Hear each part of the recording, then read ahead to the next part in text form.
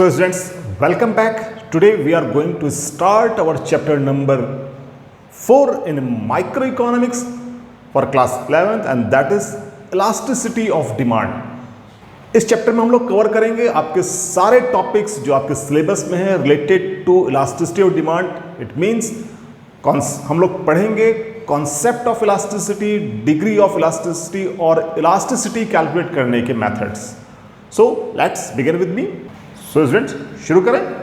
So we have a topic concept of elasticity. Elasticity of demand refers to change in demand of a commodity due to percentage change in its any factor. सोचो हम लोगों ने एक टॉपिक पढ़ा था law of demand. So law of demand क्या बताता है कि अगर किसी कमोडिटी के प्राइस में राइज आता है तो उसकी क्वांटिटी डिमांडेड में फॉल आएगा और अगर किसी कमोडिटी के प्राइस में फॉल आता है तो उसकी क्वांटिटी डिमांड में राइज होगा. Is that clear? But law of demand का एक ड्रॉबैक था. लॉ ऑफ डिमांड सिर्फ नेचर बताता है लेकिन लॉ ऑफ डिमांड में कहीं पर भी यह नहीं था कि कितना परसेंटेज चेंज होने पर प्राइस में उसके डिमांड में कितना परसेंटेज का चेंज आएगा. It means law of demand केवल क्वालिटेटिव एस्पेक्ट्स बताता था, क्वांटिटेटिव एस्पेक्ट्स नहीं. और प्राइस इलास्टिसिटी की कॉन्सेप्ट हमारी इसी प्रॉब्लम को शॉर्ट आउट करती है. Right? So we have concept of elasticity. Elasticity of a commodity refers to the percentage change in demand of a commodity due to percentage change in any factor. Right? अब ये factors कौन कौन से हैं? We have only 3 factors जिनको हम quantity में measure कर सकते हैं. One is price of a commodity, second price of related goods and third income of buyer. Right? Out of these factors, only price of commodity is covered in our syllabus. तो इसी को हम लोग बोलते हैं प्राइस इलास्टिसिटी ऑफ डिमांड और यही है हमारा topic. So price elasticity of demand it refers to degree of responsiveness for a commodity with respect to change in its price. यानी कि किसी भी कमोडिटी के प्राइस में चेंज होने पर उसकी डिमांड में कितना चेंज होगा. This is called price elasticity of demand. So price elasticity of calculate करने के लिए हमारे पास 2 मेथड्स हैं. एक percentage method and another is geometric method. Right? इसमें से आपके सिलेबस में जो पूछा जाता है that is percentage method. Right? So let us take percentage method. According to this method, elasticity can be measured as the ratio of percentage change in quantity of a commodity to percentage change in its price. Right? और price of elasticity को denote किया जाता है ED से. Right? Means elasticity of demand. Right? So we can have formula ED is equal to percentage change in quantity upon percentage change in price. अब percentage change कैसे calculate करते हैं? So student, suppose initial quantity of a commodity is Q at initial price of rupees P. When price changes from P to P1, its demand changes from Q to Q1. So change in price को हम कैसे लिख सकते हैं? P1 minus P up is equal to delta P. Delta P indicates change in price. And so percentage change. तो percentage बच्चों कैसे निकालते हैं? Change upon initial value. तो प्राइस में चेंज हो रहा है डेल्टा पी का और इसकी इनिशियल वैल्यू है P into 100. Similarly change in quantity. So change in quantity Q1 minus Q यानी कि delta Q and percentage change will be delta Q upon Q into 100. And ED. So ED will be percentage change in quantity, it means delta Q upon Q into 100 and percentage change in price, it means delta P upon P into 100. So 100 से 100 cancel, then we have delta Q upon delta P and according to the rule of divide, P will be here and Q will be in this way. Right? और अगर हम इसको rearrange कर लें then we got delta Q upon Q into P upon delta P. So this is the formula of, this is how we can calculate ED, it means elasticity of demand. Is that clear? So students, elasticity की demand में हमने एक word पढ़ा था, degree of responsiveness. Degree of responsiveness means कि price में अगर change होता है तो क्वांटिटी डिमांडेड कितना रिस्पॉन्ड करती है, राइट? और इसी रिस्पॉन्सिवनेस को हम लोग बोलते हैं degree of elasticity. Is that clear? So we have first kind of elasticity, perfectly elastic demand, when there is an infinite demand at a particular price.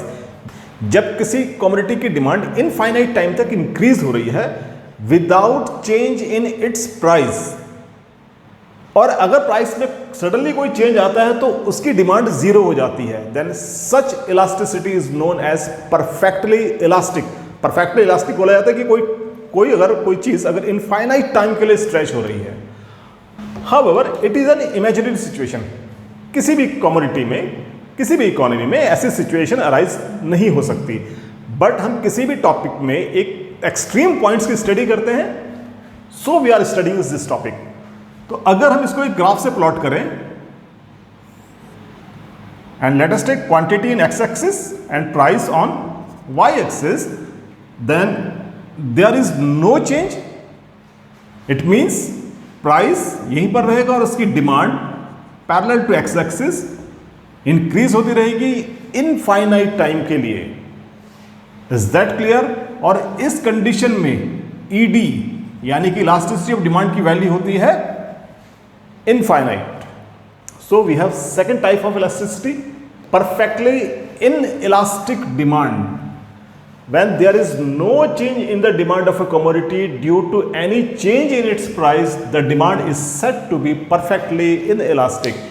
It means अगर किसी commodity के प्राइस में कितना भी चेंज क्यों ना हो रहा हो, उसकी डिमांड में कोई भी चेंज नहीं होता है, then it is said the commodity has a perfectly inelastic demand. और अगर हम इसको ग्राफ में शो करते हैं, it means price will be changed for an infinite time but quantity remain constant. क्योंकि ये perfectly inelastic है, it means ED is equal to 0. Is that clear? So next kind of elasticity, highly elastic demand. When percentage change in demand of a commodity is more than the percentage change in its price, the demand is said to be highly elastic. यानी कि अगर किसी commodity के price में थोड़ा सा change करने पर उसके डिमांड में बहुत ज़्यादा चेंज हो जाता है, then it is called demand is highly elastic, right? और इसका एग्जाम्पल क्या है? Electronic goods during festive season. Festival के टाइम में ट्रेडर्स एक छोटा सा डिस्काउंट ऑफर करते हैं और कमोडिटीज की डिमांड में एक लार्ज इफेक्ट आ जाता है. इसको बोला जाता है हाईली इलास्टिक डिमांड. और इस कंडीशन में अगर हम एक ग्राफ प्लॉट करते हैं तो हाईली इलास्टिक डिमांड का कर्व फ्लैटन कर्व होता है, राइट? और इसमें अगर हम प्राइस में चेंज करते हैं डेल्टा पी का, जो कि स्मॉल चेंज है, तो इसमें क्वांटिटी डिमांडेड में चेंज आता है delta Q, which is more than the change in price, right? So यहां पर ईडी का बिहेवियर क्या होगा? हमें पता है कि ED is equal to percentage change in quantity upon percentage change in price. So as delta Q is more than delta P, तो ईडी की value will be greater than 1. Is that clear? So next kind of elasticity, less elastic demand. When percentage change in demand of a commodity is less than the percentage change in its price, the demand is said to be less elastic. यानी कि अगर किसी commodity के price में बहुत ज़्यादा change होता है बट उसकी क्वांटिटी डिमांड में बहुत कम चेंज होता है, then it is said that the commodity is less elastic, right? So अगर हम ग्राफ प्लॉट करते हैं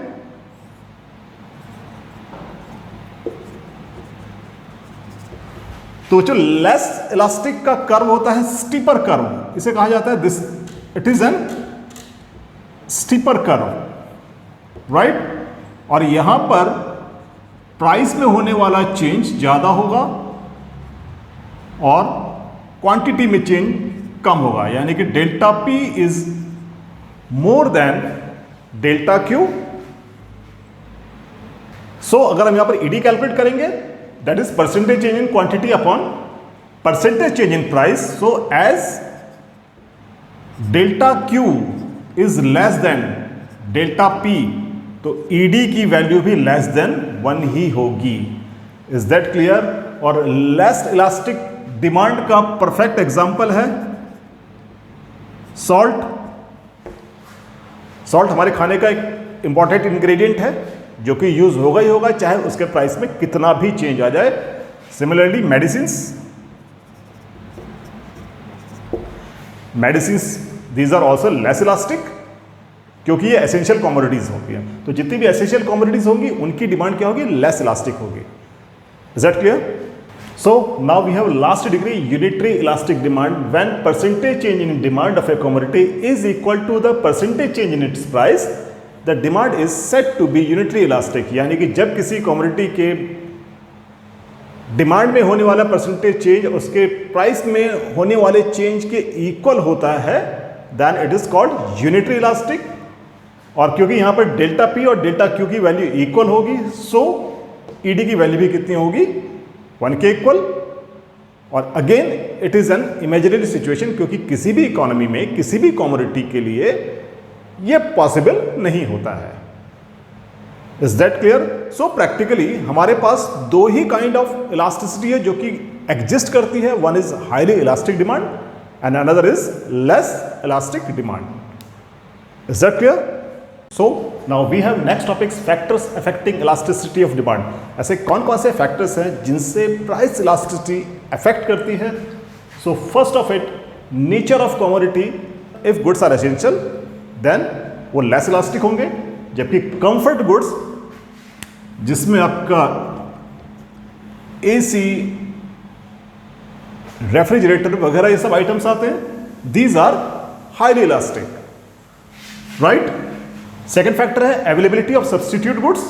अगर किसी गुड्स के सब्स्टिट्यूट्स अवेलेबल हैं, तो अगर उन कमोडिटी के प्राइसेस में जरा सा भी चेंज होता है तो कंज्यूमर उसके सब्स्टिट्यूट गुड्स में स्विच कर जाएगा और उस केस में उसकी डिमांड में बहुत ज़्यादा फॉल आ जाएगा। इट मीन्स अगर किसी कमोडिटी का सब्स्टिट्यूट अवेलेबल है then that will highly elastic, लेकिन अगर उसका सब्स्टिट्यूट अवेलेबल नहीं है तो उसकी डिमांड में कोई बहुत ज़्यादा चेंजेस नहीं आएंगे। So ED will be less elastic, it means ED is less than 1. Is that clear? So now we have third factor, income of buyer। वो गुड्स जिनको रिच पीपल परचेज करते हैं उनकी डिमांड में बहुत ज़्यादा फर्क नहीं आता है, चाहे प्राइसेस में कितना भी चेंज क्यों ना हो।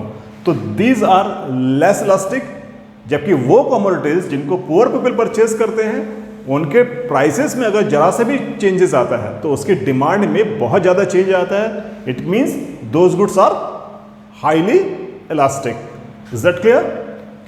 सो next we have number of uses of commodity. अगर किसी कमोडिटी को एक से ज़्यादा प्रोसेस में यूज़ किया जाता है या उसके बहुत सारे यूजेस हैं, तो उनके अगर प्राइस में चेंजेस होगा, अगर उनका प्राइस जरा सा भी कुछ ड्रॉप करेगा तो पर्सन्स अपने नंबर ऑफ यूजेस को इंक्रीज कर देते हैं। So the commodity will be highly elastic. लेकिन अगर किसी कमोडिटी के बहुत कम यूजेस हैं, राइट, तो उसकी डिमांड हमेशा क्या होगी? लेस इलास्टिक होगी। Is that clear? Next, level of price. अगर गुड्स एक्सपेंसिव होते हैं तो उनकी डिमांड में बहुत ज़्यादा चेंज आता है उनके प्राइस में चेंज होने की वजह से, और अगर गुड्स लेस एक्सपेंसिव यानी कि चीपर गुड्स हैं तो उनकी डिमांड में कोई बहुत ज़्यादा फर्क नहीं आएगा। That is those goods are less elastic. Is that clear? So these are 5 major factors which can affect the price elasticity of demand. Is that clear? So it is all about the elasticity of demand.